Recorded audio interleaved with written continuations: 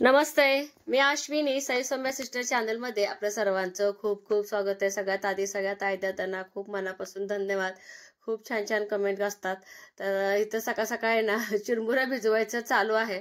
तर चिरमुरे स्वच्छ एकदम पाण्याने धुवून घ्यायचं आणि पिळून घ्यायचं। जसं आपण ना कांदे पोहे बनवतो सेम त्याच पद्धतीनं बनवायचं आहे। इतकंच की चिरमुरे भिजू घालताना अगदी ना त्यात बुडवून पाणी मुरून द्यावं लागतं।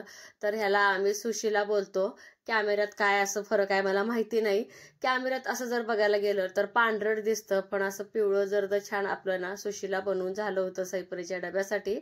सकाळ सकाळीच मी इथं गिरणी लावलेली आहे। तर बेसन पीठ, तर बाहेरचं बेसन पीठ पुरवठा येत नाही। जेव्हा आपल्या घरच्या डाळीचं पीठ असतं ना इतकं पुरवठा येतं ना, तुम्ही कसंही वापरा काही करा आणि घरच्या गिरणीमध्ये अगदी चांगलं असं पीठ येतंय। तर 8 दिवसाचं जसं की शेंगदाणे भाजायचे म्हणा किंवा रवा भाजायचा असो तर ते चुलीवरती एकदाच करून घेते, जेणेकरून ना गॅसची बचत पण भरपूर होऊन जाते। सकाळच्या ना 10:15 वाजले तर सगळं काम आवरून घेतलं, शेळीचं पण आवरून घेतलं आणि आई पण आले त्या रात्री। तर आई पण येत आहे सोबत मळ्याला। तर आज तुरी खोडायचं जर दिवसभर थांबलं तर शेवट होऊन जाईल आणि पाऊस पडला तर पण काय हरकत नाही, पण आजच्या दिवशी पाऊस पडायला पाहिजे। इतके दिवस पडला नाही, आता काय पडेल। पण गंमत सांगते तुम्हाला, सकाळपासून इतकं ऊन होतं ना, सैपरीचा डबा आंघोळ झाल्यानंतर कपडे धुवून घेतले 10 वाजता, म्हणजे सगळे कपडे वाळले, सगळे कपडे घडी करून तिथलं तिथं ठेवून दिलेले आहे। 10 वाजता कपडे घडी करून मी ठेवले सुद्धा, इतकं ऊन होतं। आणि आता जर बघायला गेलं इतकं आभाळ आलेलं, सध्या तरी खूप आभाळ आलेले आणि म्हटलं आता चला आभाळ आले ठीकच आहे। काल मला उन्हामध्ये खूप अपदा झाली, अक्षरशः मी परत वस्तीवर पत्र्यापाशी जाऊन ना पाणी पिऊन एक 10-15 मिनिटांना आपल्या बाजल्यावर झोपली होती पाठ टेकायला। वरून ऊन, तहान आणि कंबर इतकं काय काय काल होत होतं आणि एकटी होते ना, बोर पण होते आणि त्यामुळं तर डब्बा घेतलाय आज आम्हाला जेवायला, कारण की सकाळचं थोडंसं सुशिला होता आणि रात्री थोडंसं भात होता, त्याला पण परतलं होतं, खाल्लंय आणि लगेच आता जेवण पण जाणार नाही, त्यामुळे डब्बाच घेतलाय मी आज आईचा आणि माझा।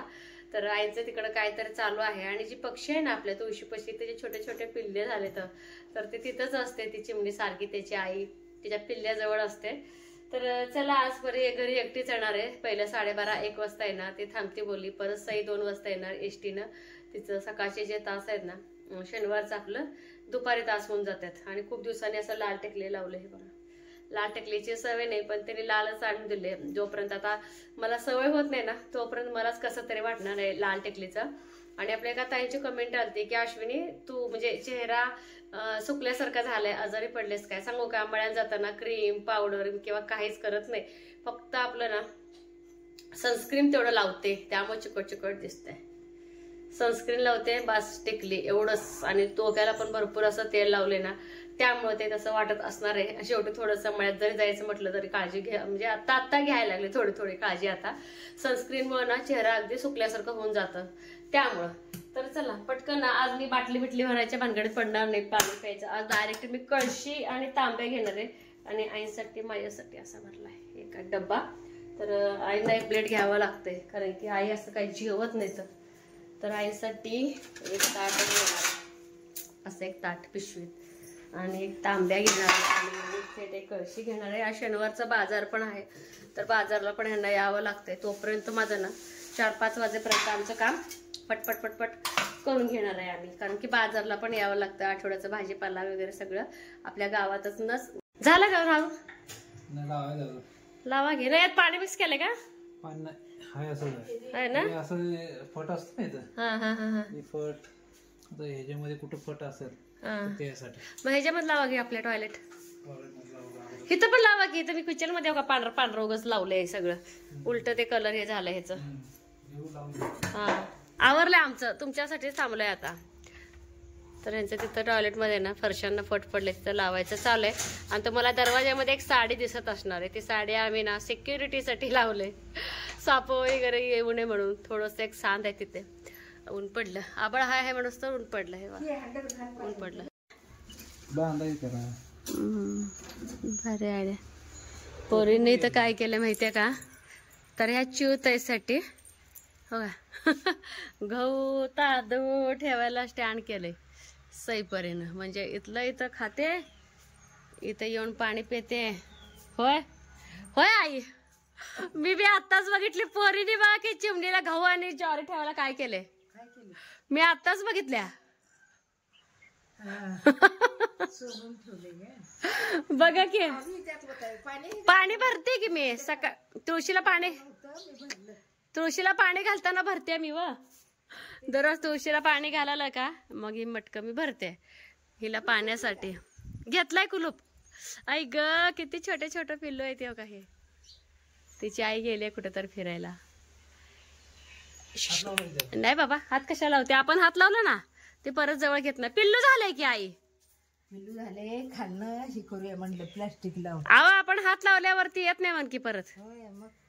ही काय गहू ठेवले तांदूळ ठेवले कशाच टोपण घेतले म्हणून काय तर असं त्यांचं सोय केले. चला चला लॉक लाव. ओके लॉक लावते का लाव. हो छान. त्यांचं ना ह्या मक्काला पाणी पाजायचं चालू आहे. हे बघा होय व ह्या रस्त्यानं निम्मा आपली जागा आटली नाही का.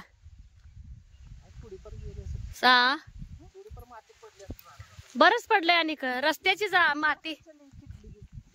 आज ह्यांचं काम ना ह्या मक्काला दारं धरायचं काम चाललंय इकडं. असू दे काय होतंय त्याला. बर बर ठीक आहे ठीक आहे चलो.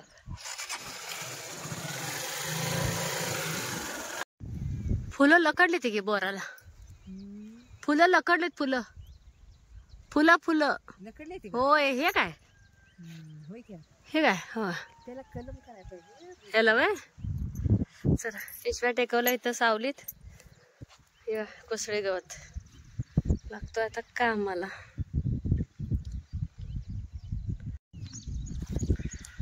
एवढा काय करायला नाही. पीक बी ओढून जाते. पीकच करायला ना कुठलं.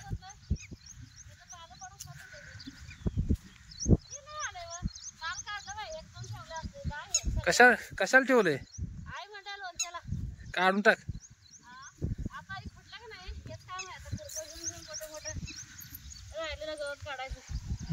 पावसाची भीती रोज ऊन पडते. आज पडल उद्या पडल आज पडल उद्या पडल. पाऊस पडते वाटते परत वाट बघा वाट बघा. एकच खुडा एकच खुडा एकच हा एकच खुड हा बाजार एकच खुडा आहे फक्त थोडा.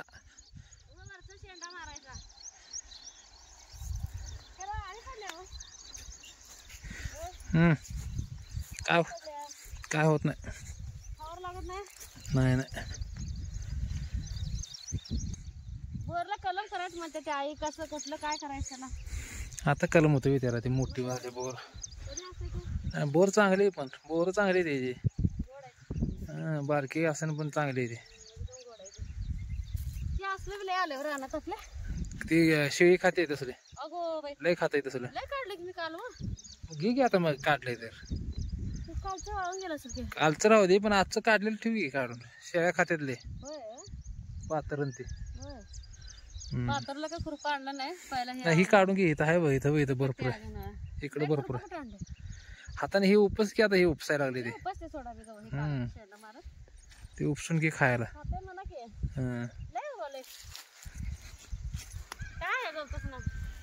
काय दूधने काय तर म्हणते. आवडी खात्यात जरा बदलून बदलून हे असं टाक पडले ते म्हणतो. मग सांगते तुम्हाला टाक असं टाक पडले काय होत नाही त्याला. घ्या खोडून घ्या. ते खालचं खोडणार आहे. हा मग घ्या खोडून काय ते आहे. तर इथं जेवायला म्हणून बसलोय तर बऱ्यापैकी बरंच काढले. मधमाशाचा पोळ कुठे आहे काम आहे. मधमाशा ही काय बघा दिसल्या का. कुठं वर कुठं तर हाय पोळ. किती वाजायला चावणार नाही ते नाही. कुठं आहे तिकडे जाऊया काय. नको राहू दे आता. इथं वरच्यावर आहे त्या कुठल्या इथं हे ऊन लागते व.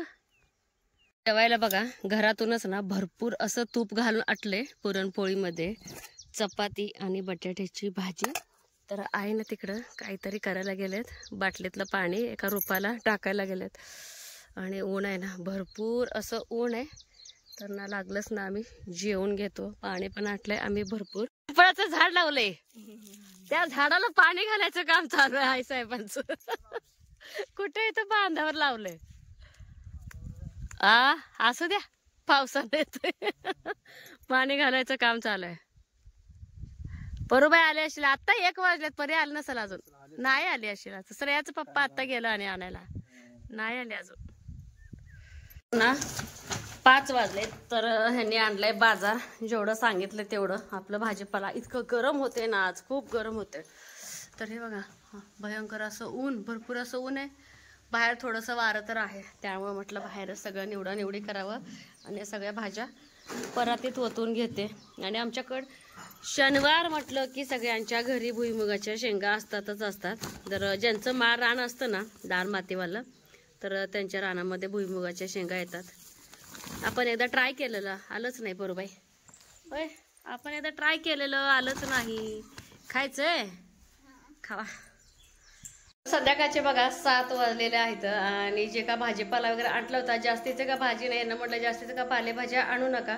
जसं की आता बघा, मळ्यामध्ये पालक आहे आणि आपली चाकवत म्हणजे आमटीची भाजी पण आहे. मिरची, बटाटा, दोडका आणि मला वाटतं वांग, टमाटर एवढं ह्याने आणलं असेल. तर बऱ्याच ताईंचा असा प्रश्न होता की ताई तुम्ही यावर्षी भाजीपाला लावला नाही का मळ्यामध्ये. तर एक खास असं काही कारण आहे, त्या कारणासाठी पण मी भाजीपाला लावलं नाहीये. पण पाऊस पण नाहीये आणि ह्यांची वडातण होते. आम्ही इकडे ह्यांना पाणी पाजा बोलणार, पण तिकडं मक्याचं आपलं तसं दारं मोडायचं असतं, ते त्रास होतो. तर ह्यांनी दूध आणलं. त्यामुळं भाजीपाला काही वर्षी केलाच नाही. तर जास्ती पालेभाज्या लागत नाही आपल्याला, थोडं थोडं लागतंय. ते मक्याच्या साईडनं आपण लावलेले. आणि मिरचीची पण रोपं काही तर मी बागेत लावले आपल्या, काही आता मळ्यात पण लावायचं आहे. तर पाऊस पडला की मग लावू. काय होतंय, व्यवस्थित उबदार येत नाही त्यामुळं. आणि आज ना स्वयंपाकाला मला सुट्टी आहे, कारण की सकाळच्या 5-7 चपात्या तसेच आहे. सईपरी आल्यानंतर काही जेवले नाहीत, काही नाही. आणि किती त्यांना जेव्हा बोललो. आणि शनिवारचा बाजार, एक जरी वडापाव आमच्या गावात सगळ्याचा आणतात, तर एक सगळ्यांनी वडापाव पण खाल्लेला, भूक मोड झाली. आणि सकाळचे 7 चपाती आहेत, त्यामुळे मी आता स्वयंपाक करणारच नाही. आणि फक्त आता खिचडीची तयारी चालू आहे माझी तिथं, भाताची.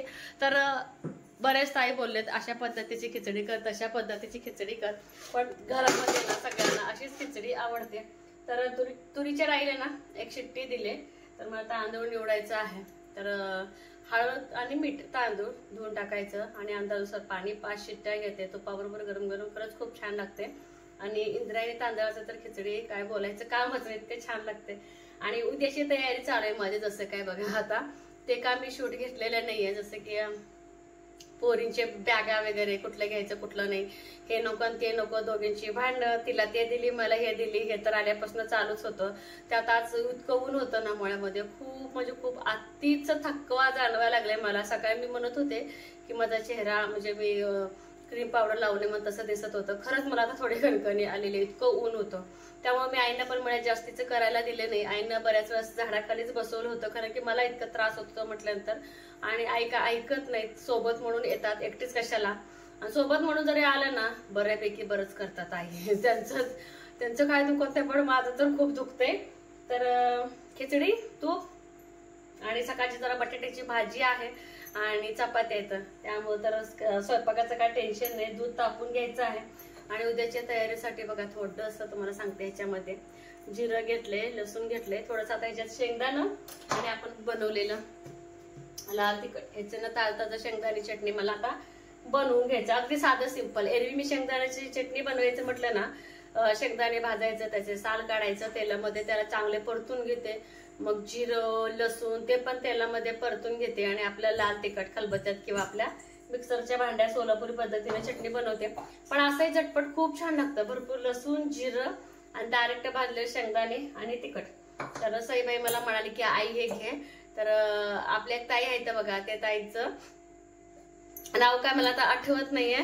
आपल्या शेगावला यात आहे गजानन महाराज असं बोलतात. पण आता एकदा येऊ आपण तिथं पण, म्हणजे जेव्हा आता महाराजांचं बोलवणं असेल ना, त्यावेळेस मला पण खूप इच्छा आहे शेगावचं गजानन महाराज आपलं बघायचं.